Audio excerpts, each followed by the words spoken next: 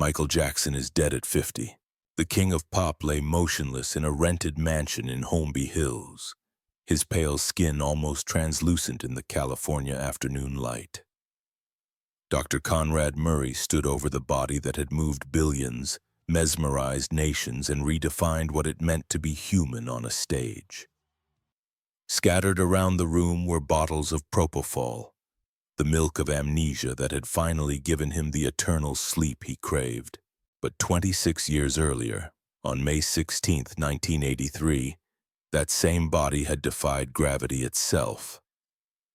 On the Motown 25th anniversary stage, Michael Jackson had moonwalked backward into immortality while the world moved forward in awe. 47 million people watched a man appear to glide in reverse while actually standing still. The perfect metaphor for a life spent trying to return to something that could never be reclaimed. "They say I'm the king of pop," he had once whispered to a friend in his final years. "But all I ever wanted was to be a child again." The moonwalk, moving backward while appearing to move forward, an illusion of progress masking essential stagnation. In 1983, it made him a god. By 2009, it had become the tragic rhythm of his entire existence, forever sliding backward toward a childhood that had been stolen before he learned to protect it. If you enter this world knowing you are loved, and you leave this world knowing the same, then everything that happens in between can be dealt with, he had once said. But Michael Jackson had entered the world as a commodity and left it as a mystery. Everything in between, a 45-year struggle to find the love that had been beaten out of him before he learned to speak. His final words, according to those present, were not about music or legacy or art. They were about sleep. The one thing that had eluded him throughout a life where performance never stopped, where the spotlight never dimmed, where the frightened little boy inside the man was never allowed to rest. The world would mourn the king of pop. But who would mourn the child who had been sacrificed to create him? In death, Michael Jackson became what he had always wanted to be in life. Free from the pain, free from the performance, free from the impossible demands of being simultaneously the most famous person on earth and the loneliest. But to understand how a 5-year-old boy from Gary, Indiana became both a god and a ghost, we must journey back to the beginning. To a childhood where talent was currency and love was conditional, where dreams came true and innocence was the price, where the making of a legend began with the breaking of a soul. Because sometimes the brightest lights cast the darkest shadows, and sometimes the greatest artists are the ones who give everything they have while receiving nothing they need. The year was 1958. And the American dream was still selling itself door to door in the industrial neighborhoods of Gary, Indiana. In a cramped 2-bedroom house on Jackson Street, Catherine Screws Jackson gave birth to her 8th child, Michael Joseph Jackson, while the steel mills belched smoke into a sky that rarely saw clear daylight. Joe Jackson, the patriarch of what would become the most famous family in entertainment history, was a frustrated musician who had traded his guitar for a crane operator's job to feed his growing family. But the music never left his blood, and when he looked at his children, he saw not just sons and daughters, but instruments waiting to be tuned, talents waiting to be exploited, and his own deferred dreams waiting to be fulfilled through their young bodies. The Jackson household operated on a simple principle. Music was salvation, and Joe was the harsh God who would deliver them from poverty through whatever means necessary. Love was not freely given. It was earned through perfect performances, flawless pitch, and the kind of discipline that left physical and psychological scars that would never fully heal. Michael was 5 years old when he first felt his father's hand across his face for missing a dance step. The blow wasn't just physical correction. It was the beginning of a psychological conditioning that would teach him that love was performance, that safety was perfection, and that the only way to avoid pain was to become whatever the audience demanded. But there was something different about Michael, something that set him apart from his brothers even in those early days. When he sang, the room didn't just listen, it held its breath. When he moved, physics seemed to bend around him. When he looked into the camera, he didn't just perform. He connected with something deeper than entertainment, something that seemed to the universal human need for wonder and transcendence. Katherine Jackson, trapped in her own survival mode, could see the special gift her son possessed, but she could also see the price that gift would exact. Years later, she would speak of watching Michael transform from a giggling child into a serious little professional, of seeing the light in his eyes gradually replaced by something harder and more calculating. Could this early conditioning have created the perfect performer while simultaneously destroying the person inside? Michael learned to read audiences before he could read books, to anticipate adult needs before he understood his own, to become whatever would keep him safe and loved, or at least safe from the violence that lurked behind Joe's disappointed glare. The other children in Gary knew they were witnessing something unprecedented. When the Jackson 5 performed at local venues, Michael didn't just sing lead vocals, he became a conduit for something larger than himself. Adults wept watching him interpret songs about heartbreak and loss that he couldn't possibly understand, moved by the paradox of such sophisticated emotion coming from such a small body. But backstage, away from the lights and applause, Michael was learning lessons that would haunt him forever. That his value was tied to his performance, that love was contingent on success, and that the child inside him was less important than the product he could become. The other Jackson children were talented, but Michael was transcendent. Even at 6 years old, he possessed an intuitive understanding of rhythm, melody, and performance that seemed to come from somewhere beyond his young experience. When he sang, he didn't just hit notes. He inhabited emotions, channeled spirits, and made audiences believe in magic. This extraordinary ability was both his blessing and his curse. It made him irreplaceable to the family's success, but it also made him the primary target of Joe's obsessive perfectionism. Where his brothers might receive a harsh word for a mistake, Michael would face hours of additional rehearsal, physical punishment, and the kind of psychological pressure that would break most children. The irony wasn't lost on those who knew the family well. Michael was being punished for being too good, pushed harder because he could handle more, damaged more severely because his gift was too valuable to risk losing through anything less than absolute control. By 1969, the Jackson 5 had signed with Motown Records, and 11-year-old Michael found himself at the epicenter of a cultural revolution. Berry Gordy's Hit Factory was the most sophisticated music production machine in the world, and Michael was about to become its youngest and most powerful weapon. Diana Ross introduced the group to the world with a carefully crafted mythology that erased the harsh realities of their Gary upbringing and replaced them with a sanitized version of the American dream. Michael was presented as a natural wonder, a child prodigy who had spontaneously emerged from the heartland to charm the world with his innocence and talent. But behind the sequined outfits and choreographed joy was a boy who was working adult hours, shouldering adult responsibilities, and being asked to embody emotions he had never been allowed to experience naturally. While other children were playing, Michael was in recording studios. While they were learning to read, he was learning to be a brand. The success was immediate and overwhelming. I Want You Back shot to #1, followed by 3 more chart toppers in quick succession. The Jackson 5 became a global phenomenon, with Michael as the undeniable star, a boy who could sing like a man, dance like a spirit, and connect with audiences across every demographic and cultural barrier. But success at Motown came with its own forms of control and exploitation. The label treated Michael like a valuable piece of machinery, something to be maintained and optimized but not necessarily understood or cared for as a human being. He was given tutors instead of classrooms, handlers instead of friends, and performance schedules that left little room for normal childhood development.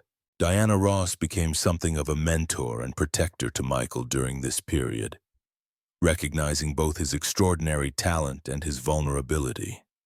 She tried to shield him from the worst aspects of the entertainment industry, while teaching him how to navigate the complex social dynamics of fame. But even her guidance couldn't protect him from the fundamental isolation that came with being the most famous child in the world. The other members of the Jackson Five struggled with their own adjustments to fame, but Michael's burden was unique. He was the face of the group, the one whose voice and presence sold records and filled venues. Every interview, every performance, every public appearance was ultimately about him, creating resentment among his siblings and increasing pressure from everyone who depended on his continued success. Was this early success a dream come true or a nightmare disguised as achievement?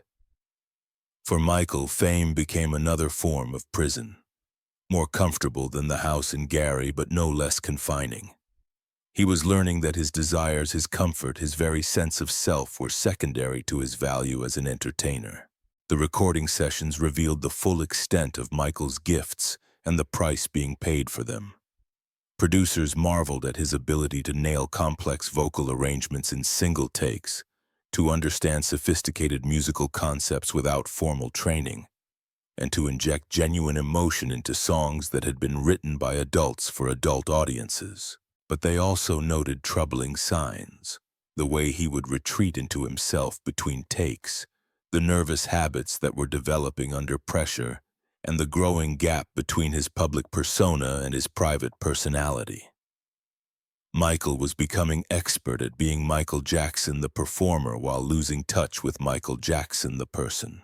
By the mid-1970s, as the Jackson Five's commercial appeal began to wane and the group struggled with changing musical tastes and internal conflicts, Michael faced his first major professional crisis. The innocent child star was becoming a teenager. His voice was changing, and audiences weren't sure what to do with a maturing Michael Jackson, who no longer fit the simple narrative of the adorable kid from Indiana. This period of uncertainty coincided with increasing family turmoil, as Joe Jackson's controlling methods became more desperate and violent.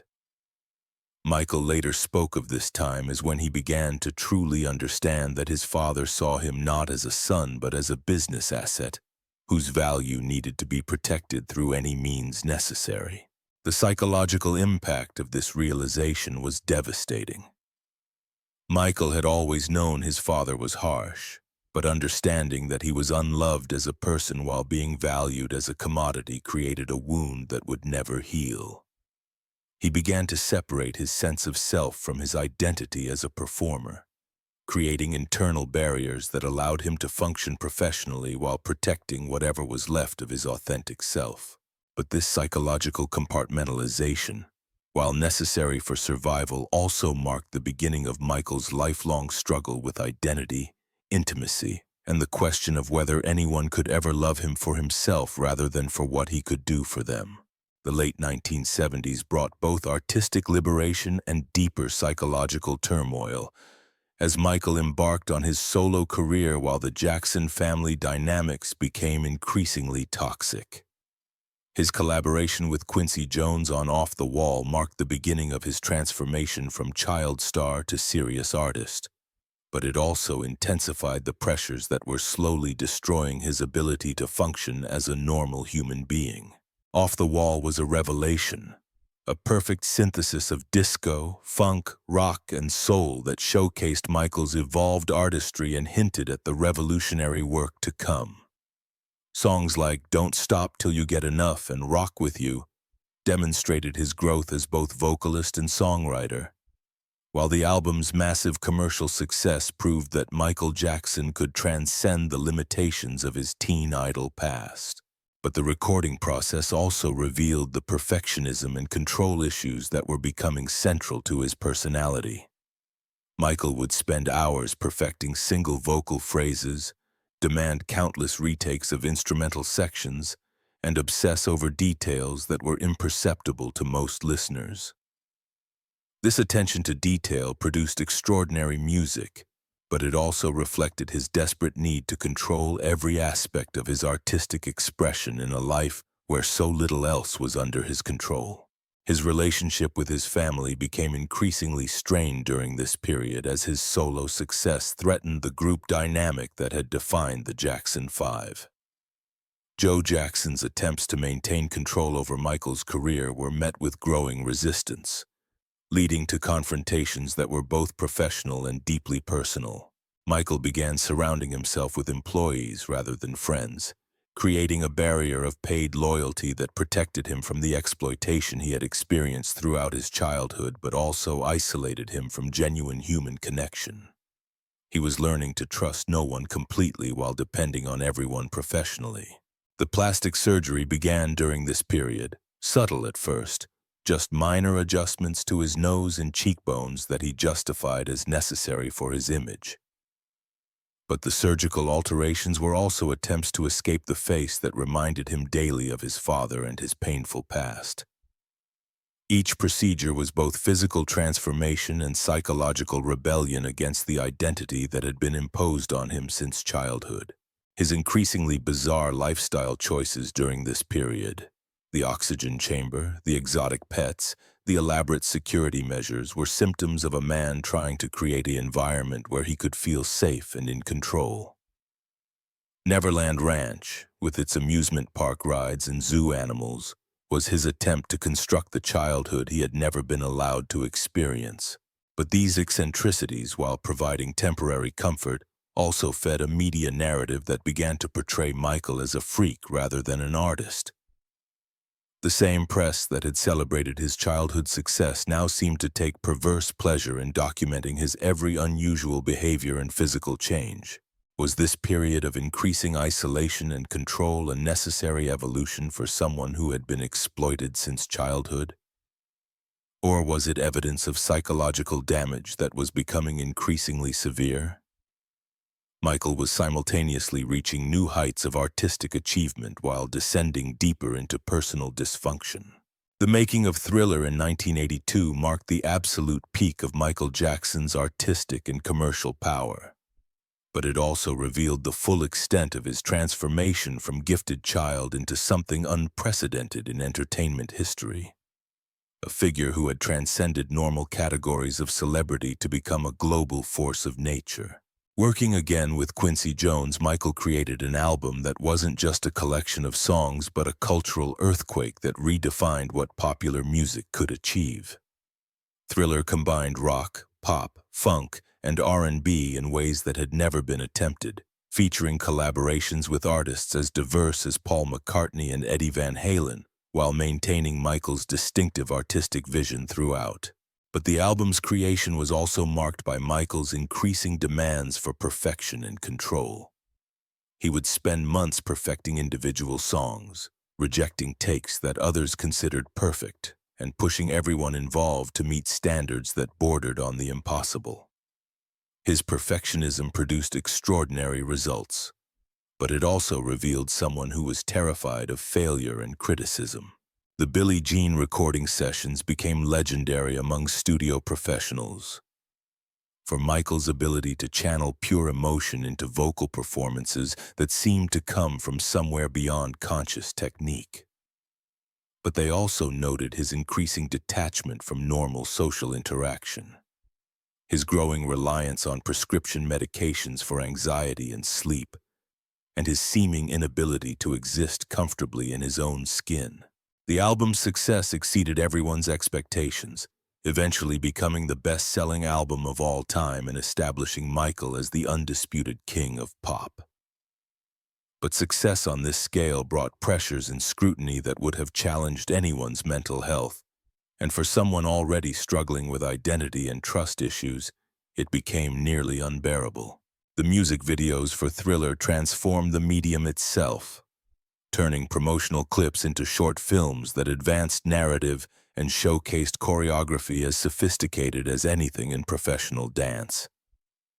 Michael's innovations in visual presentation influenced not just music but fashion, dance, and popular culture globally.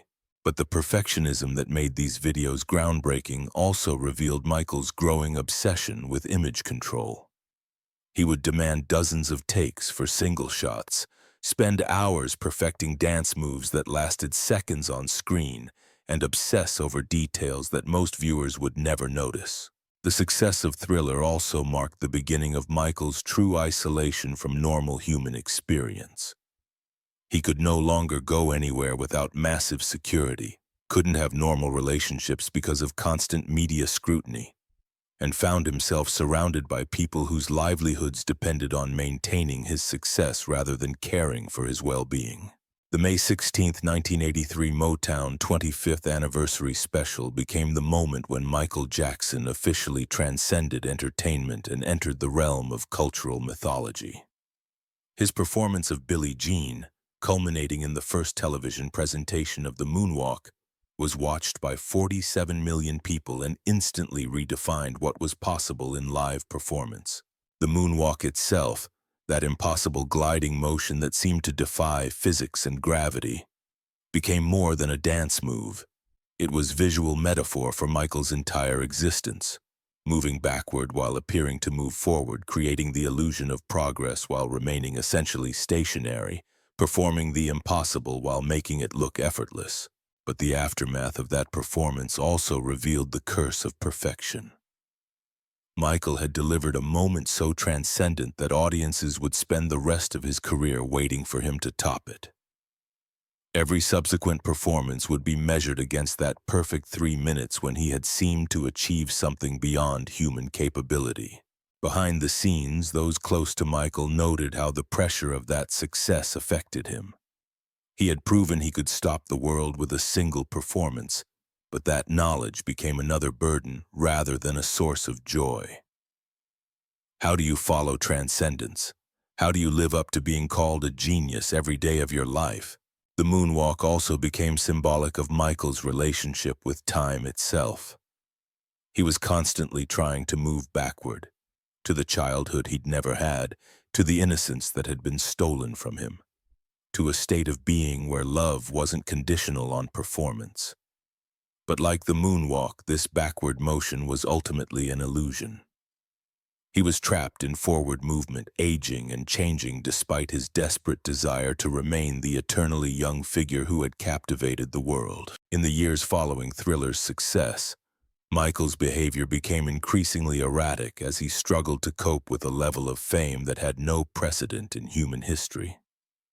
He was simultaneously the most famous person on Earth and one of the most isolated, worshipped by millions who would never know him and understood by virtually no one. His plastic surgery became more extensive and obvious, transforming his appearance so dramatically that he became unrecognizable as the child who had once charmed audiences with his natural charisma. Each surgical procedure seemed to be an attempt to escape, not just his physical appearance but his very identity, to become someone else entirely, someone who wasn't carrying the psychological baggage of Michael Jackson. The creation of Neverland Ranch during this period was Michael's most ambitious attempt to construct the environment where he could feel safe and happy. The sprawling property featured amusement park rides, a zoo with exotic animals and elaborate playgrounds, all designed to create the childhood wonderland he had never been allowed to experience. But Neverland also became a symbol of Michael's increasing disconnection from reality. While other adults were building careers and families, he was constructing an elaborate fantasy world where he could remain Peter Pan forever. The ranch was both sanctuary and prison, protecting him from the outside world while also cutting him off from normal human experience. His relationships during this period reflected his fundamental confusion about intimacy and trust. He formed intense friendships with other celebrities who understood the pressures of fame. Elizabeth Taylor became a particular confidant and protector. But these relationships were often complicated by his inability to distinguish between genuine care and professional attention. His marriage to Lisa Marie Presley in 1994 was seen by many as a publicity stunt, designed to counter growing rumors about his sexuality and lifestyle. But those close to both parties insisted that genuine affection existed between them. The relationship ultimately failed because Michael's psychological damage made normal intimate partnership nearly impossible. Was Michael's increasing isolation and eccentric behavior a natural response to unprecedented fame and childhood trauma? Or was it evidence of more serious psychological dysfunction that would eventually consume him entirely? The 1993 child abuse allegations marked the beginning of Michael Jackson's final act, a period when his extraordinary artistic gifts became overshadowed by legal battles, media speculation, and public debate about his character and mental state. The accusations brought by the family of 13-year-old Jordan Chandler were eventually settled out of court for a reported $23 million. But they inflicted wounds on Michael's psyche that would never heal. For someone who had spent his entire life being celebrated as a magical figure who brought joy to children around the world, being accused of harming children was the ultimate violation of his carefully constructed identity. The allegations struck at the core of what he believed made him special and worthy of love, his connection to innocence and childhood wonder. The media coverage of the allegations revealed the darker side of celebrity culture, as Michael's every behavior was reanalyzed through the lens of suspicion and speculation. Friendships with young fans that had once been seen as evidence of his childlike spirit were now portrayed as potentially predatory. His Neverland Ranch, once described as a whimsical retreat, was reframed as an elaborate trap for unsuspecting victims. The psychological impact on Michael was devastating. He had built his entire adult identity around being the protector and champion of childhood innocence, and now he was being accused of destroying that very innocence. The cognitive dissonance was so severe that he began experiencing what associates described as dissociative episodes, periods where he seemed to mentally absent himself from situations that had become too painful to process. His appearance during this period reflected his internal turmoil. The plastic surgery became more extreme, transforming his face into something that barely resembled human features. His weight dropped dramatically. His movements became more mechanical, and his rare public appearances showed someone who seemed to be disappearing inside his own skin. The 1995 History album was Michael's artistic response to the allegations and the media treatment he had received. Songs like Scream and They Don't Care About Us revealed a level of anger and paranoia that had never appeared in his previous work.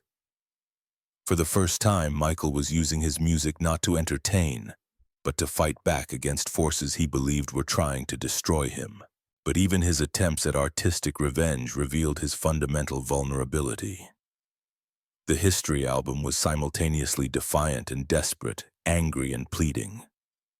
Michael was trying to control the narrative of his life through music, but the very intensity of his effort revealed how much control he had actually lost. The short film for They Don't Care About Us became symbolic of Michael's relationship with the world during this period. He was simultaneously drawing massive crowds of adoring fans while being pursued by authorities who saw him as a potential threat. He had become both beloved and reviled, worshipped and hunted, often by the same people. The dance moves that had once seemed joyful and spontaneous now carried an edge of aggression and desperation. Michael wasn't just performing. He was fighting for his life, using the only weapons he had ever known: his voice, his movement, and his ability to command attention through sheer force of will. Was this period of legal battles and media persecution the natural consequence of Michael's eccentric lifestyle choices? Or was it evidence of a systematic campaign to destroy someone who had become too powerful and independent for the entertainment industry to control?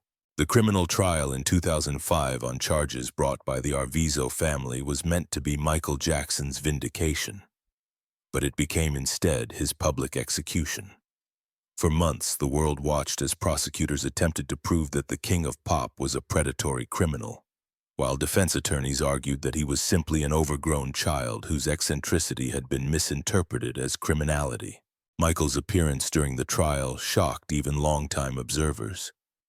He seemed to have aged decades in the years since the first allegations, his physical transformation so complete that he was barely recognizable as the vibrant performer who had once moonwalked into history.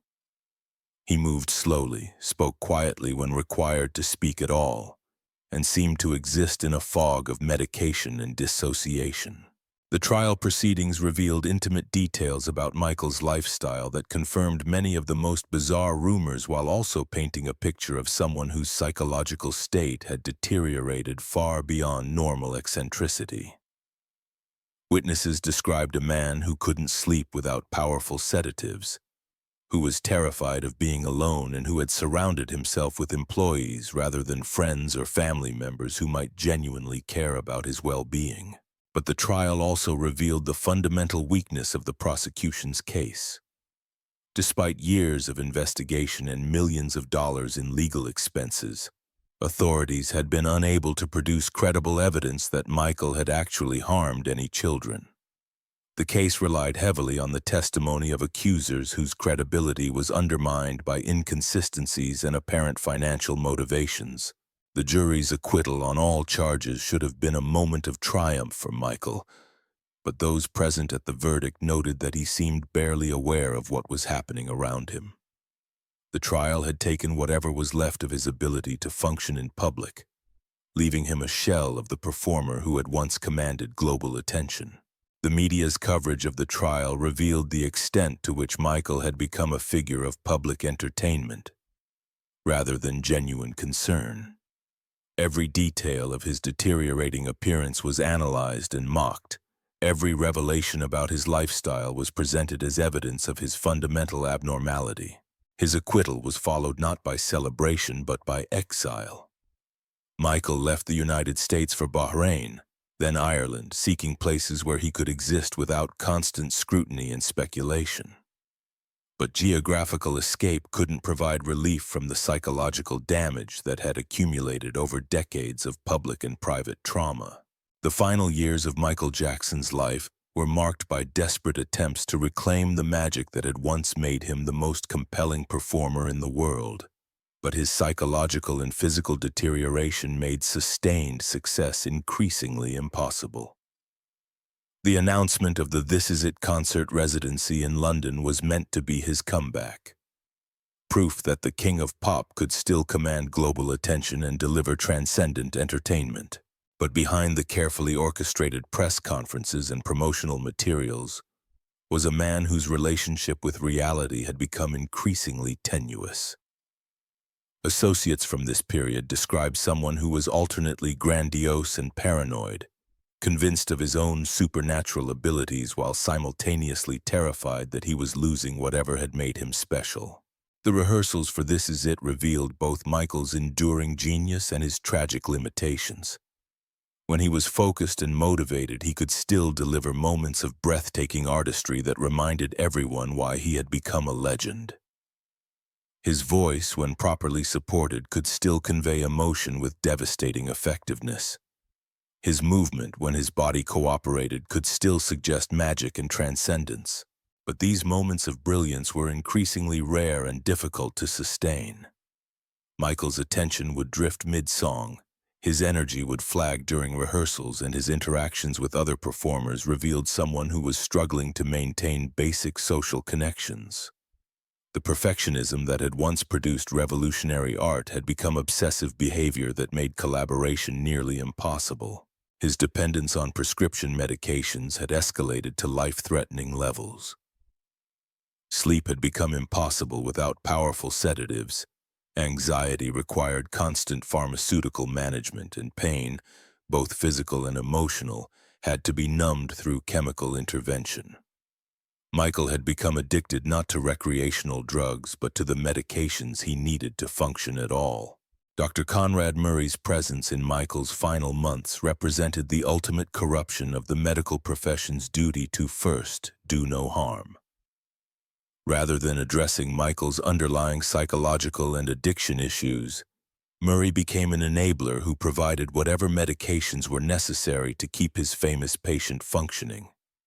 Regardless of the long-term consequences, the financial pressures surrounding This Is It also revealed how completely Michael's business relationships had become exploitative. He was being pushed to perform not because he was artistically inspired, but because massive amounts of money depended on his ability to deliver. The concerts had been sold not as artistic events, but as business transactions designed to resolve debt and generate profit for multiple parties. Michael's final days were spent in a rented mansion that had been turned into a medical facility, surrounded by equipment designed to monitor and maintain his deteriorating physical condition. The man who had once moved with supernatural grace now required constant medical intervention just to sleep, eat, and function through basic daily activities. His last recorded words, according to those present, were not about music or performance or legacy. They were about wanting to sleep, wanting the noise in his head to stop, wanting relief from the constant pressure to be Michael Jackson, when being Michael Jackson had become impossible to sustain. On the morning of June 25, 2009, Dr. Conrad Murray administered the fatal dose of propofol that would finally give Michael Jackson the peace he had been seeking for decades. But by then, the Michael Jackson who had moonwalked into immortality was already gone, replaced by someone who existed only as a shadow of that former magic. The world's reaction to Michael Jackson's death revealed the complex relationship between the public and their most damaged icons.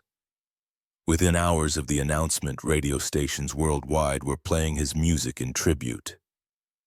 News outlets were producing retrospectives of his career, and fans were gathering at landmarks associated with his life to mourn collectively.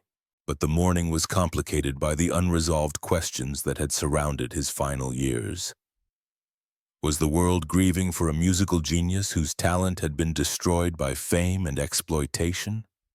Or were they mourning their own innocence, their ability to believe in heroes who turned out to be more complicated and damaged than their public personas suggested? The memorial service at the Staples Center became a global television event, watched by an estimated 1 billion people worldwide. The ceremony attempted to focus on Michael's artistic achievements, while acknowledging the pain that had defined his private life. Performances by artists he had influenced celebrated his musical legacy, while tributes from family members and friends tried to humanize someone who had become more symbol than person. But even in death, Michael couldn't escape controversy. Questions about his children's paternity, the validity of his will, and the circumstances surrounding his final months continued to generate media coverage that often overshadowed discussion of his artistic contributions. The criminal trial of Conrad Murray provided some measure of justice for Michael's death, but it also revealed the full extent of the medical and pharmaceutical abuse that had characterized his final years.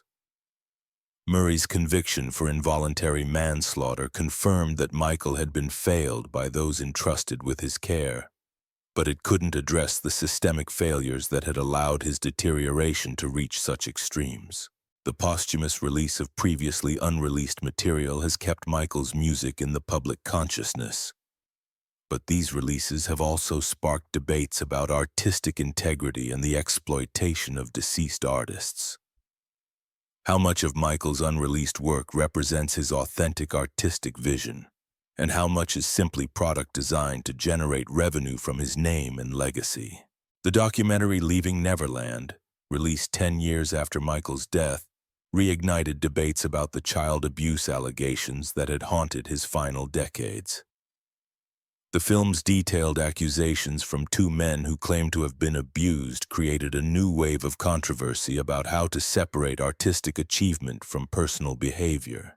But perhaps the most lasting impact of Michael Jackson's death has been the ongoing conversation about the price of fame and the responsibility of the entertainment industry to protect its most vulnerable stars.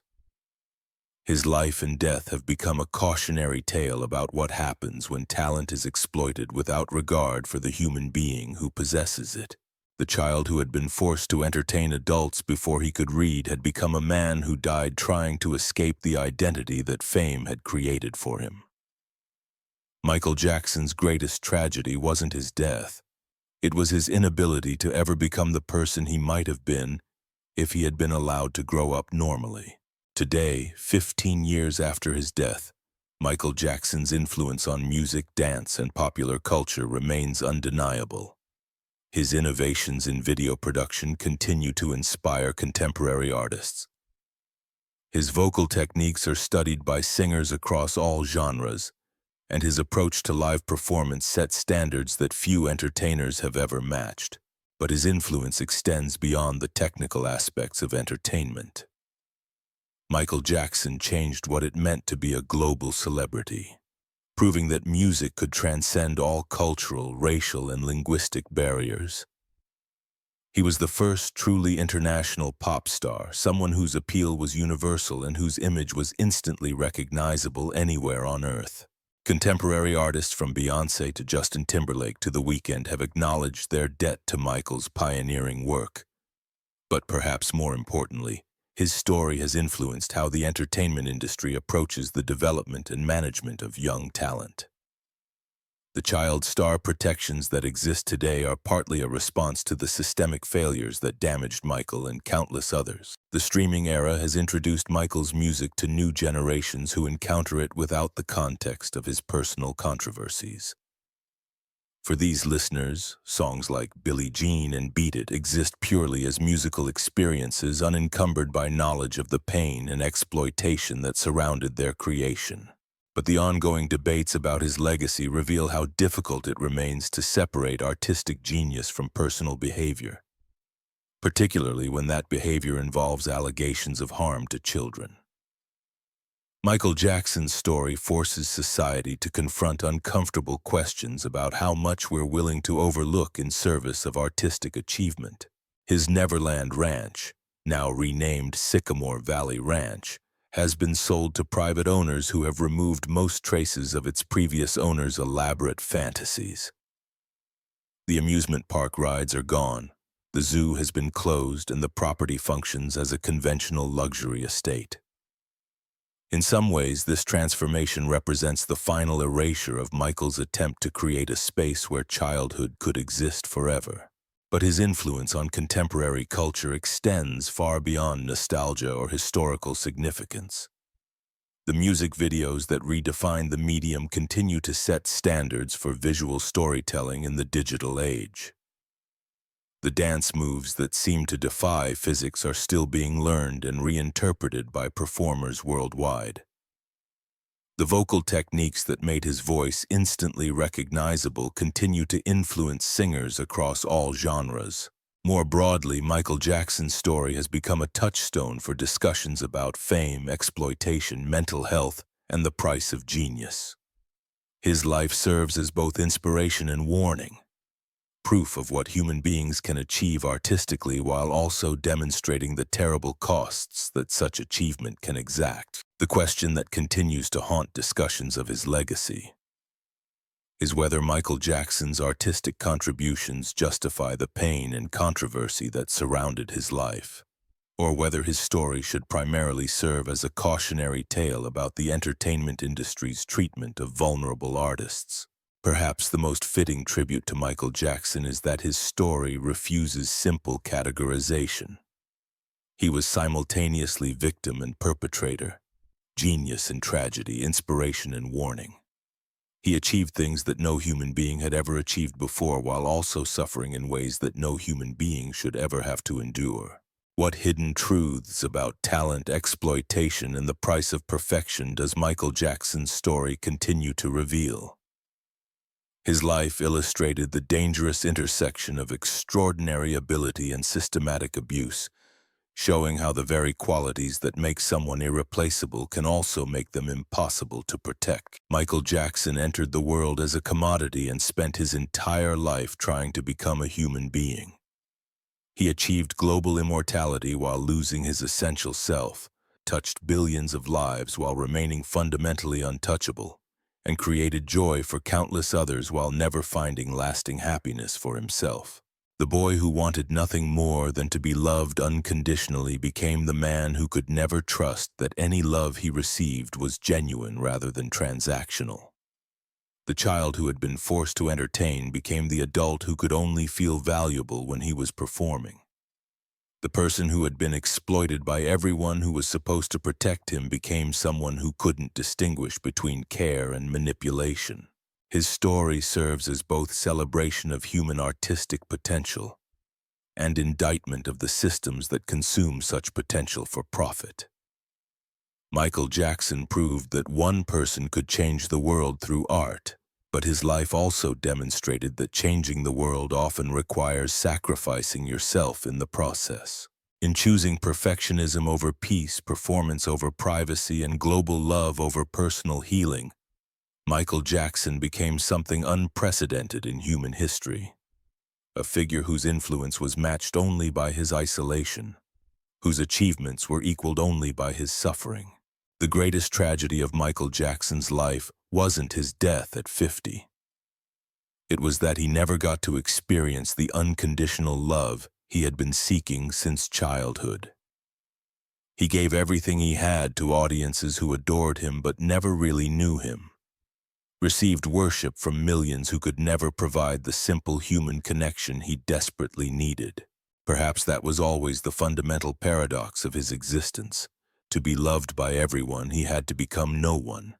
To touch every life, he had to sacrifice his own. To be remembered forever, he had to disappear completely into the legend that consumed him. Michael Jackson didn't just moonwalk. He lived his entire life in reverse, trying to reach a childhood that receded further away with every step backward he took. In the end, the boy who had been forced to grow up too fast became the man who could never grow up at all. Trapped forever in the impossible space between innocence and experience, between human and legend, between the love he needed and the love he received. The music remains, playing somewhere in the world at every moment of every day, moving new bodies to dance and inspiring new voices to sing. But the person who created that music, the frightened child who became the king of pop, finally found the peace that had eluded him in life. Free at last from the performance that had defined and ultimately destroyed him.